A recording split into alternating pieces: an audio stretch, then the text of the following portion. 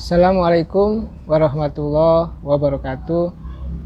Sahabat Ujang Komarudin di seluruh Indonesia dan dunia. Perkenalkan, nama saya Dr. Ujang Komarudin, Direktur Eksekutif Indonesia Political Review atau yang lebih dikenal IVR. Sekaligus sebagai dosen politik Universitas Al-Azhar Indonesia, dan kebetulan juga saya sebagai Presiden Milenial Indonesia.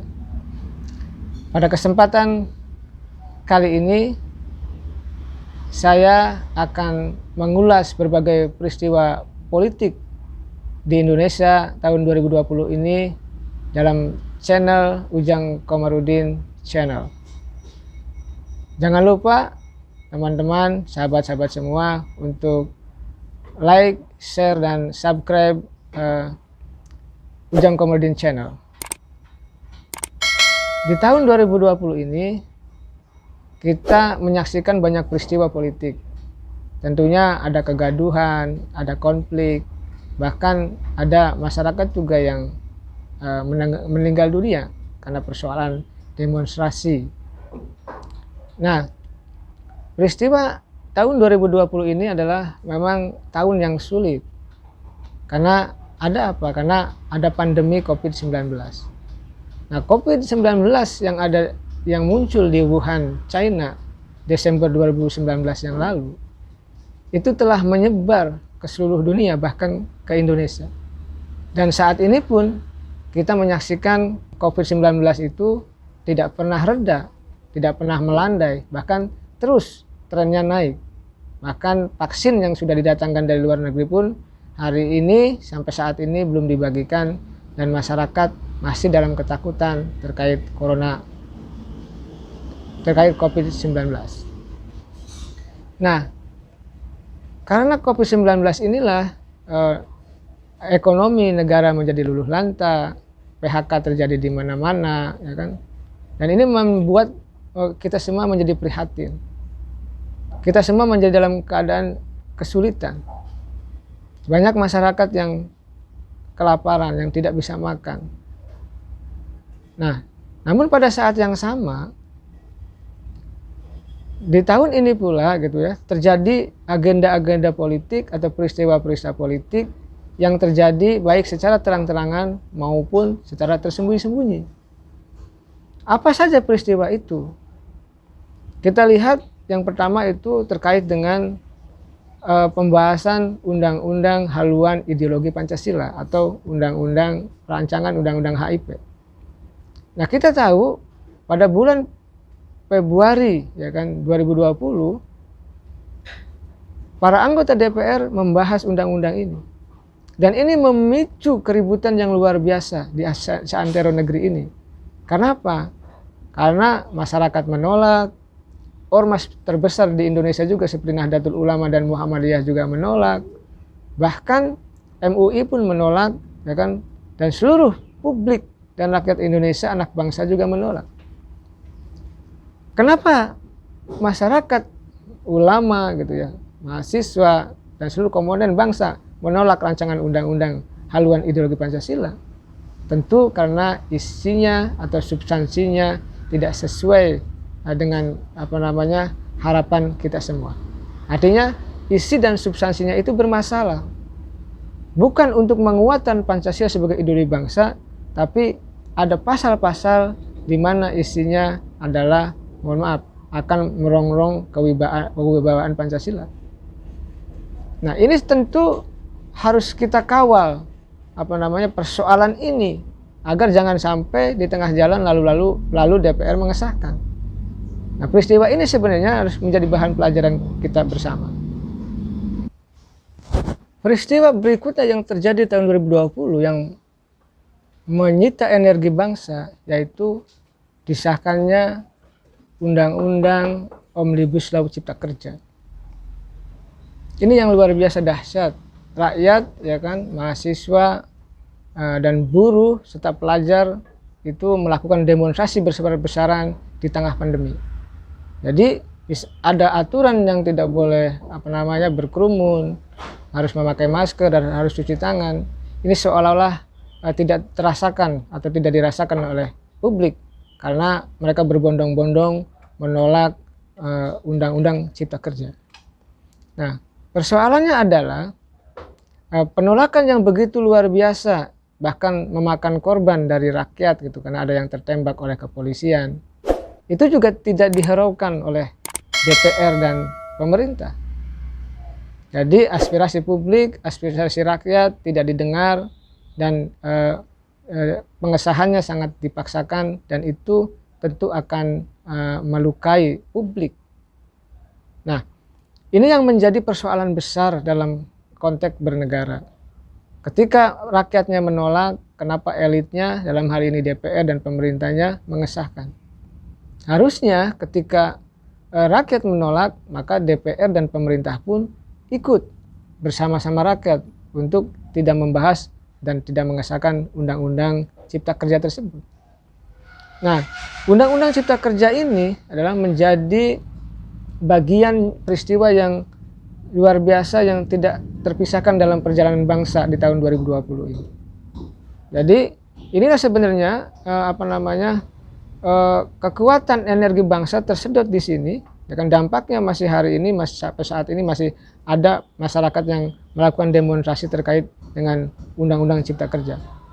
Bahkan saya banyak keluhan dari teman-teman milenial bahwa mereka merasa pesimis ketika undang-undang Cipta Kerja itu disahkan, karena menganggap ke depan akan sulit mencari pekerjaan, ketika bekerja sulit untuk mendapatkan kontrak kerja yang benar dengan perusahaan, dan macam-macam itu. Tapi sebagai anak bangsa, sekali lagi kita harus optimis. Tahun 2020 ini momentum kita mengkoreksi diri, lalu membangun prestasi di 2021 nanti. Nah, undang-undang Cipta Kerja ini digolkan kan, oleh pemerintah dan DPR dengan sesenyap-senyapnya, dengan melakukan konsolidasi underground oleh mereka yang secara sembunyi-sembunyi bahkan dilakukan dan diputuskan di malam hari ketika masyarakat sedang tidur. Ini adalah menjadi sebuah fenomena yang membuat rakyat kecewa dan marah tentu terhadap DPR dan pemerintah. Oleh karena itu, ke depan ini adalah momentum koreksi diri bagi bangsa ini. Jangan sampai tahun 2021 nanti ada undang-undang, ada kebijakan yang tidak dikonsultasikan dengan rakyat, yang tidak disinergikan dengan anak bangsa yang lain. Kalau ini yang terjadi, maka legitimasi politik pemerintah itu akan kecil atau akan berkurang di mata publik, dan ini sangat berbahaya. Yang ketiga, terkait dengan pilkada. Saya sangat sering berkomentar di banyak televisi, di radio, di media online dan cetak, menolak pilkada dilaksanakan di 9 Desember tahun 2020 yang lalu. Kenapa? Karena kita tahu diselenggarakannya pilkada tersebut, apa yang terjadi? Banyak anggota KPPS yang terinfeksi. Banyak juga komisioner KPUD, ya kan, lalu Bawaslu yang terinfeksi. Lalu juga banyak juga calon-calon kepala daerah maupun wakilnya yang terinfeksi, bahkan yang meninggal dunia. Bahkan yang dahsyat lagi, meninggal dunia di hari H, di hari pencoblosan tanggal 9 Desember tahun 2020 yang lalu itu.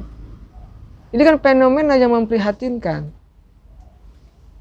Kenapa saya menolak? Karena saya mendapatkan penjelasan dari ahli epidemiologi mengatakan bahwa di bulan Desember itu sedang tinggi-tingginya penularan virus corona itu.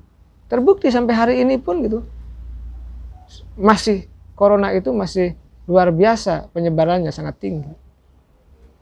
Nah, tapi kita tahu pemerintah tidak bergeming memaksakan pilkada. Apa boleh buat, rakyat harus menerima dan kita semuanya harus sabar. Nah, peristiwa selanjutnya adalah peristiwa reshuffle kabinet. Saya juga sering berdiskusi dengan teman-teman media, ya kan? Diwawancara oleh banyak media juga gitu, terkait dengan persoalan reshuffle kabinet. Saya menganalisa reshuffle kabinet itu ketika masih jauh, ketika itu 6 bulan yang lalu, sebuah keniscayaan. Kenapa? Karena ukurannya adalah kinerja. Saya melihat, bahkan lembaga saya Indonesia Politik Review melakukan survei bahwa banyak kinerja menteri yang memble gitu di 1 tahun pemerintahan Jokowi Ma'ruf. Nah, ketika kinerjanya memble ya maka harus diganti. Jangan dibiarkan. Kalau dibiarkan tentu rakyat akan marah.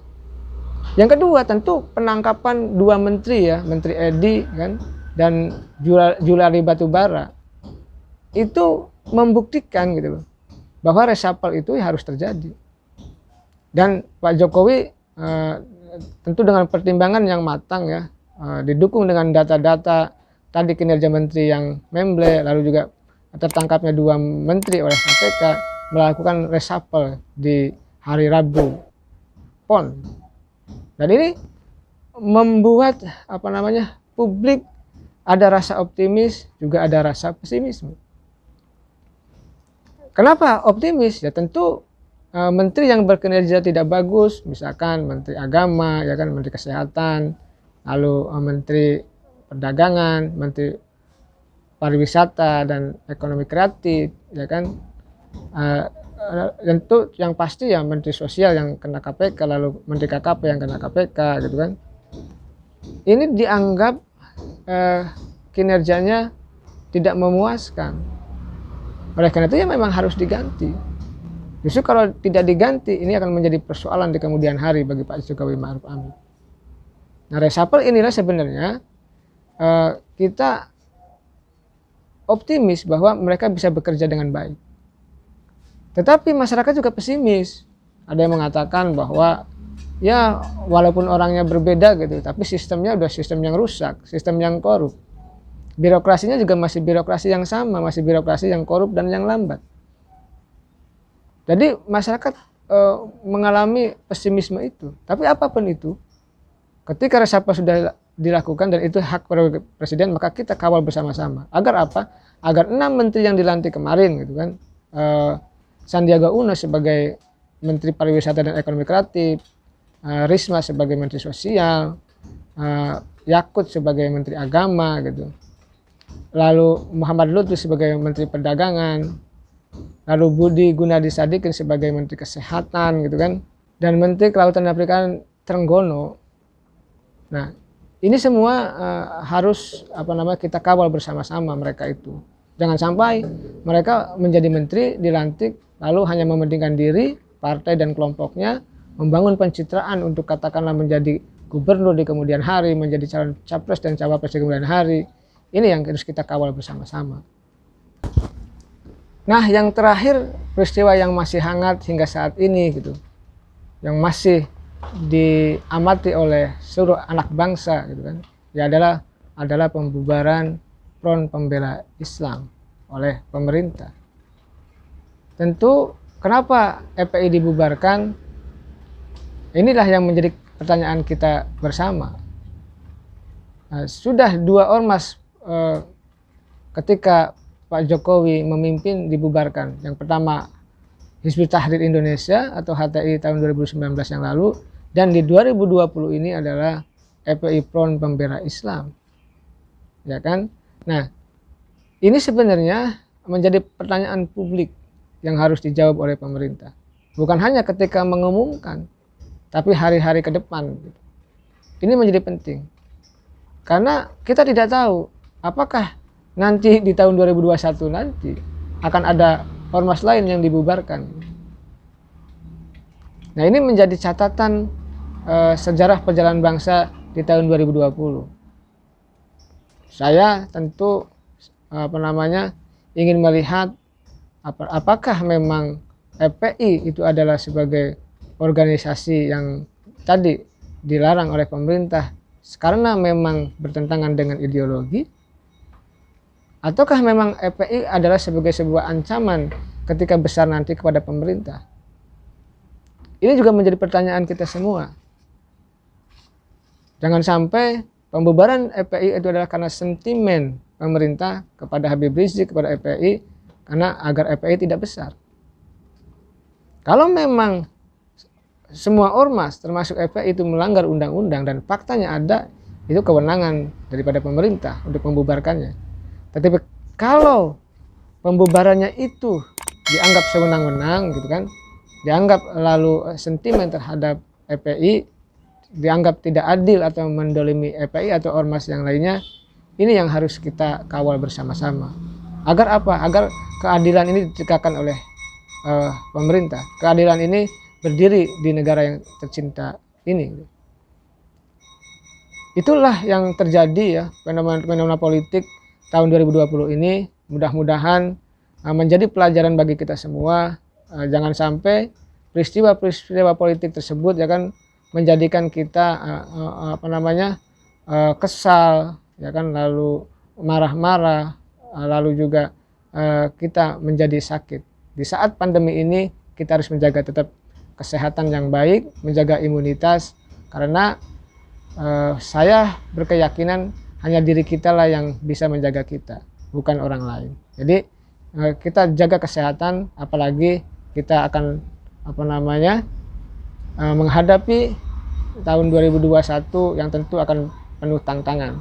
Semoga tahun 2021 nanti kehidupan politik berjalan dengan dinamis, ya kan, tidak ada keributan, ya kan, tidak ada konflik-konflik yang terjadi di masyarakat. Jadi rakyatnya cinta kepada pemerintah, pemerintahnya cinta kepada rakyat. Ini yang kita harapkan. Jangan sampai 2021 menjadi medan konflik baru, pertentangan politik yang partisan antar sesama anak bangsa. Itu kita tidak inginkan. Mari kita jaga persatuan dan kesatuan bangsa ini. Bangsa ini kita bangun bersama-sama, maka kita jaga bersama-sama. Terima kasih. Assalamualaikum warahmatullahi wabarakatuh.